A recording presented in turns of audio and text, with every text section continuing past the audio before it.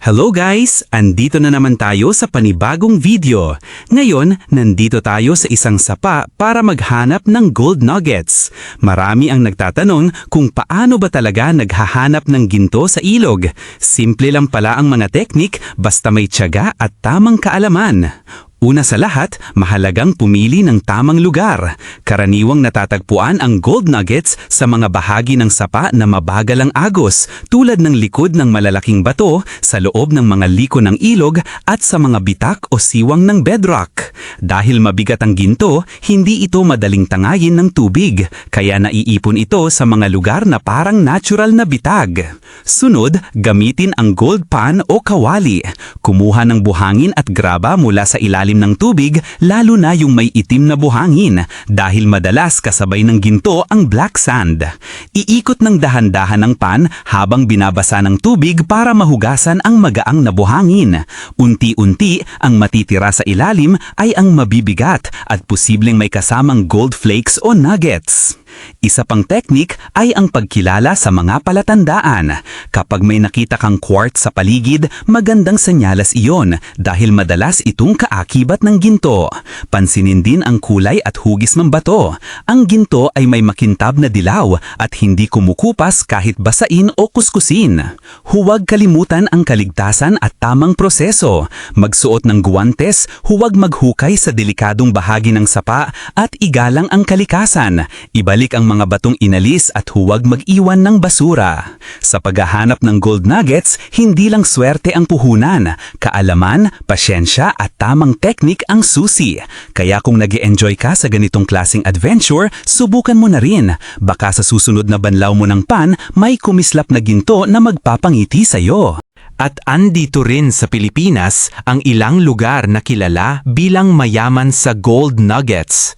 Matagal nang bahagi ng kasaysayan ng ating bansa ang pagmimina ng ginto, mula pa noong sinaunang panahon hanggang sa kasalukuyan. Bago pa man dumating ang mga mananakop, ang ating mga ninuno ay marunong ng magmina at gumamit ng ginto bilang palamuti, alahas at simbolo ng kayamanan at kapangyarihan. Ang gold nuggets ay mga natural na piraso ng ginto na nabuo sa loob ng lupa o bato at kadalasang natatagpuan sa mga ilog, bundok at lugar na may aktibong geological formation. Hindi ito madaling makita, ngunit sa tamang lugar at tiyaga may tsansang makakita ng tunay na ginto. Benguet, puso ng gold mining sa Cordillera. Isa sa pinakakilalang lugar na mayaman sa ginto ay ang Benguet. Sa loob ng maraming dekada, kilala ang Benguet bilang sentro ng pagmimina ng ginto sa Cordillera region. Maraming bundok dito ang may ugat ng quartz na kadalasang may kasamang gold deposits. Sa bayan ng Itogon, laganap ang small-scale mining o tinatawag na artisanal mining. Ang mga minero rito ay naghuhukay ng mga lagusan sa bundok upang maabot ang bato na may lamang ginto. May mga pagkakataon na nakakakita sila ng maliliit hanggang katamtamang laki ng gold nuggets, lalo na kapag sariwa ang pagkakabiyak ng bato. Paracale, Camarines Norte, ginto sa lupa at sa baybayin. Isa pang kilalang lugar ay ang Paracale sa Camarines Norte. Ang Paracale ay tinatawag na Gold Town dahil maging sa mabababaw na lupa at buhangin ay may halong ginto. Dito may mga minero na gumagamit ng gold panning, paghukay at minsan ay pagmimina malapit mismo sa baybayin. Ayon sa mga lokal, may mga pagkakataon na ang ginto ay natatagpuan kasama ng itim na buhangin o black sand na palatandaan ng mineral deposits. Ang ilang gold nuggets dito ay maliit lamang, ngunit may mataas na kalidad at purong anyo. Masbate, isla ng mga minero. Ang Masbate ay isa rin sa mga probinsyang kilala sa pagmimina ng ginto. Maraming kabundukan at ilog dito ang pinanggagalingan ng gold-bearing rocks. May mga lugar sa Masbate kung saan ang mga gold nuggets ay nahuhukay mula sa lupa o nakukuha sa pamamagitan ng pagproseso ng durog na bato. Hindi biro ang trabaho ng mga minero rito.